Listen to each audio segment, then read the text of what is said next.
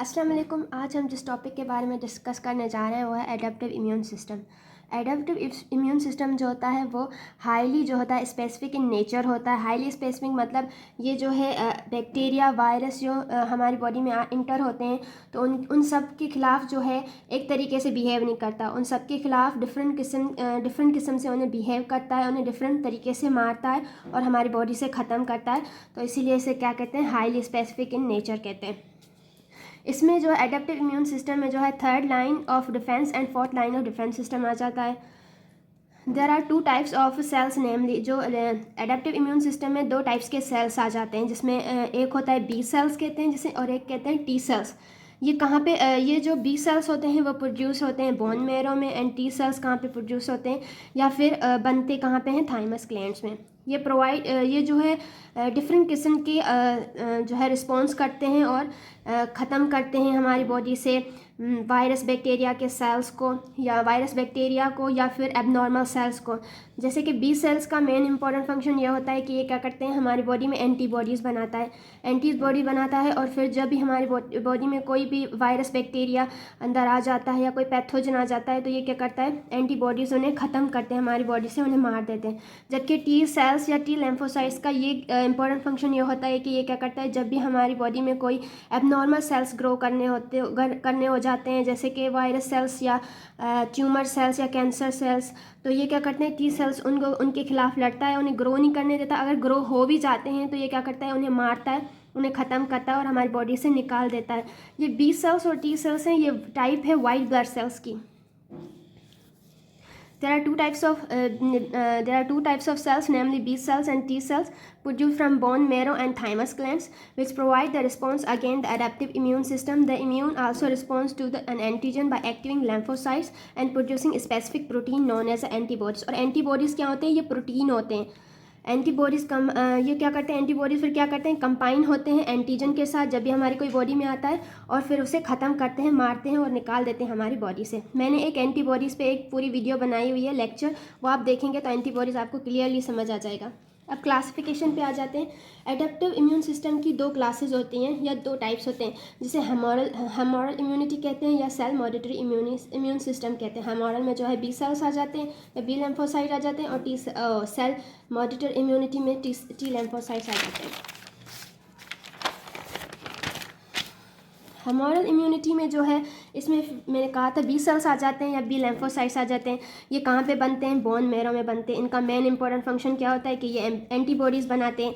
Antibodies कब बनाते हैं, जब भी हमारी बॉडी में कोई एंटीजन या कोई वायरस बैक्टीरिया आ जाता है तो ये क्या करते हैं, उनके खिलाफ एंटीबॉडीज़ बनाते हैं। फिर क्या करते हैं, फिर जो है ये एंटीबॉडीज़ क्या होती हैं, वो उनके साथ कंबाइन करती हैं, एंटीजन के साथ या फिर वायरस बैक्टीरिया के साथ कंबाइन करती हैं। और ये बी सेल्स क्या करते हैं, अपने आप को डिवाइड करते हैं।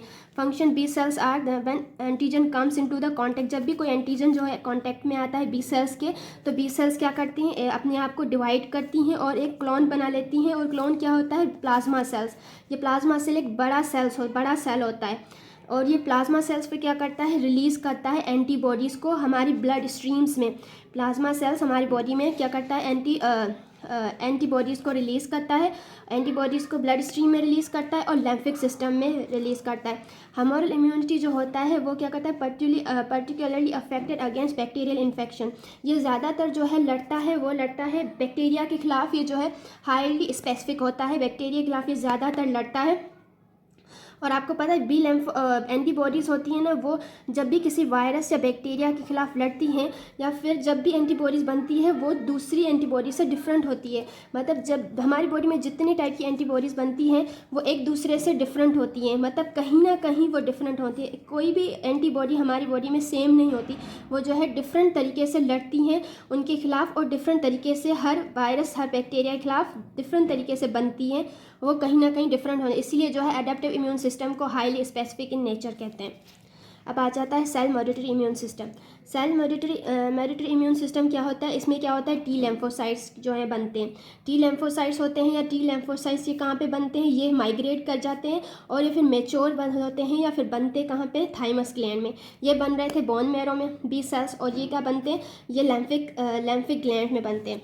टी लेम्फोसाइट्स का मेन इंपॉर्टेंट फंक्शन ये क्या होता है, ये होता है कि ये जब भी हमारी बॉडी में एबनॉर्मल सेल्स ग्रो होते हैं, जैसे कि टी सेल्स, जैसे कि वायरस सेल्स, बैक्टीरिया सेल्स, तो ये क्या करते हैं, या कैंसरस सेल्स, तो ये क्या करते हैं, उनके खिलाफ लड़ते हैं, उन्हें मारते हैं और हमारी बॉडी से ख़त्म कर देते हैं, ताकि वो फिर हमारी बॉडी में डिवाइड होकर नुकसान ना दे सके। बस टी सेल्स का ये काम होता है कि ये एबनॉर्मल सेल्स को हमारी बॉडी में जब भी कोई कैंसरस सेल्स ग्रो करते हैं तो उनको ख़त्म करता है। और बी सेल्स का ये इंपॉर्टेंट फंक्शन होता है कि ये एंटीबॉडीज़ बना के वायरसेस को किल करता है या बैक्टीरिया को किल करता है। जैसे कि ये ज़्यादातर जो था बैक्टीरिया के खिलाफ लड़ता था, ये ज़्यादातर जो है स्पेसिफिक होता है बैक्टीरिया के, हाईली स्पेसिफिक होता है बैक्टीरियल के खिलाफ। ये जो होता है हाईली स्पेसिफिक होता है किसके खिलाफ, वायरसेस के खिलाफ। टी सेल्स के फिर कुछ टाइप्स आ जाते हैं। Types of T cells, types of T cells में जो है 3 किस्म के टाइप्स आ जाते हैं टी सेल्स के, जिसमें पहला है helper T cells, cytotoxic T cells और सप्रेसर टी सेल्स। नंबर 1 पे हेल्पर टी सेल्स क्या होता है, इसका मेन इंपॉर्टेंट फंक्शन ये होता है कि ये क्या करता है, स्टिमुलेट करता है साइटोक्सिन टी सेल्स को। ये साइटोक्सिन टी सेल्स को स्टिमुलेट करता है कि अब जो है बॉडी में जो है ट्यूमर सेल्स, कैंसर सेल्स आ गए हैं, अब इसे स्टिमुलेट करके, और इसका जो फंक्शन, अब नंबर 2 पे साइटोक्सिन टी सेल्स का मेन इंपॉर्टेंट फंक्शन ये होता है कि हमारी बॉडी में जब भी ट्यूमर सेल्स या कैंसर सेल्स या एबनॉर्मल सेल ग्रो होते हैं, फिर उन्हें ये ख़त्म करता है, हमारी बॉडी से निकालता है, उन्हें किल करता है। और ये जो है स्टिमुलेट कहाँ से होता है, हेल्पर टी सेल से होता है। हेल्पर टी सेल्स का इंपॉर्टेंट फंक्शन होता है स्टिमुलेट करना साइटोसिन टी सेल्स को, और साइटोसिन टी सेल्स का इंपॉर्टेंट फंक्शन ये होता है कि ये एबनॉर्मल सेल्स को किल करता है हमारी बॉडी में जब भी प्रेजेंट होते हैं। सप्रेसर टी सेल्स जो होता है, इसका मेन इंपॉर्टेंट फंक्शन ये होता है कि ये सप्रेस करता है साइटोसिन टी सेल्स को, कि अब जो है सारे वायरस सेल्स और जो ट्यूमर सेल्स, कैंसर सेल्स जो है ख़त्म हो चुके हैं, अब तुम बंद हो जाओ, अब जो है सप्रेस करता है कि अब बस ख़त्म कर जाओ, क्योंकि ये इतना पावरफुल होता है कि ये जो है नॉर्मल सेल्स को भी किल करना शुरू कर देता है।